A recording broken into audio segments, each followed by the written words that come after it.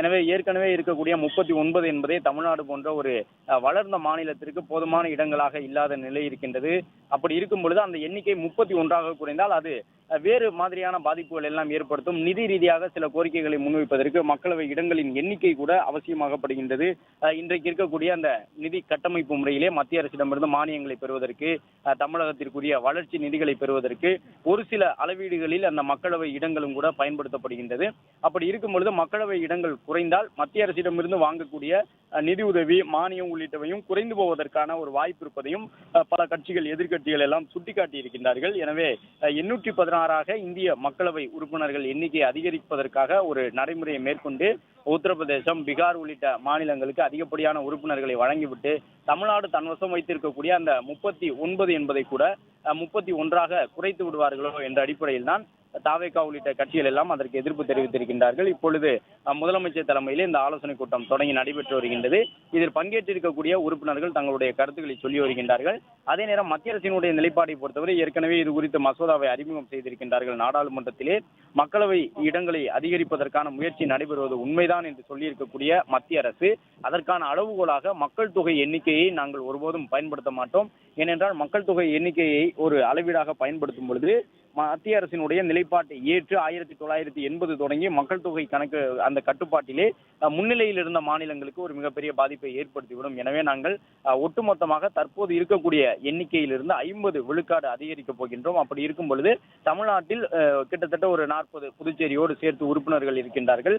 எனவே 20 உறுப்பினர்களை தமிழ்நாட்டிற்கு கூடுதலாக கொடுத்து மக்களவை இடங்கள் 861ஆக இந்திய அளவில் அதிகரிக்கும் பொழுது தமிழ்நாட்டினுடைய உறுப்பினர் எண்ணிக்கை 59ஆக அதிகரிக்குமே தவிர குறையாது என்ற ஒரு கருத்தை மத்திய அரசு தரப்பில் கூறியிருக்கின்றார்கள். ஆனால் அதை ஏற்க மறுத்துள்ள எதிர்க்கட்சிகள் இதற்கு எந்த விதமான அரசியல் சட்ட பாதுகாப்பும் கிடையாது. இவர்கள் வெளியில் சொல்லுகின்றார்களே தவிர நாடாளுமன்றத்திலே அது குறித்து அதிகாரப்பூர்வமாக எந்த ஒரு விளக்கத்தையும் வழங்கவில்லை. எனவே இதை ஏற்றுக்கொள்ள முடியாது. மக்கள் தொகை அடிப்படையில் தான் இவர்கள் மறுசீரமைப்பு செய்ய போகின்றார்கள். அதற்காகத்தான் மக்கள் தொகை கணக்கெடுப்பெல்லாம் 2026ஆம் ஆண்டு தற்போது தொடங்கி நடைபெற்றுக் கொண்டிருக்கின்றது என்ற கருத்தை எதிர்க்கட்சிகள் முன்வைத்திருக்கின்றார்கள். அதன் அடிப்படையில் தான் தற்போது இந்த ஆலோசனை கூட்டம் நடைபெற்றுக் கொண்டிருக்கின்றது. முதலமைச்சர் பங்கேற்றிருக்கின்றார். முதலமைச்சர் முன்னிலையிலே காங்கிரஸ் உள்ளிட்ட கட்சியினுடைய நிர்வாகிகள் தங்களுடைய கருத்துக்களை சொல்லியிருக்கின்றார்கள். அடுத்தடுத்து இதற்காக முதலமைச்சர் எடுக்கக்கூடிய நடவடிக்கைகளுக்கு துணை நிற்போம் என்ற ஒரு கருத்தை காங்கிரஸ் தரப்பில் முன்வைப்பதற்கு வாய்ப்பு இருக்கின்றது. எனவே அடுத்த கட்டமாக ராகுல் காந்தி உள்ளிட்டவர்களை அணுகி இந்த பிரச்சனையை தமிழக முதலமைச்சர், தமிழக வெற்றி கழகத்தினுடைய தலைவராக இந்திய அளவிலாக எதிர்க்கட்சிகளை ஒன்று திரட்டுவதற்கான ஒரு வாய்ப்பும் இருப்பதாக சொல்லப்பட்டிருக்கின்றது. தற்போது காங்கிரசினுடைய மூத்த நிர்வாகிகள் பேச அனுமதிக்கப்பட்டிருக்கின்றார்கள். அவர்கள் தங்களுடைய கருத்துக்களை காங்கிரசின் மூத்த நாடாளுமன்ற உறுப்பினர்கள் சொல்லி வருகின்றார்கள். இதன் தொடர்ச்சியாக மற்ற உறுப்பினர்கள் கருத்து கூற உள்ளனர்.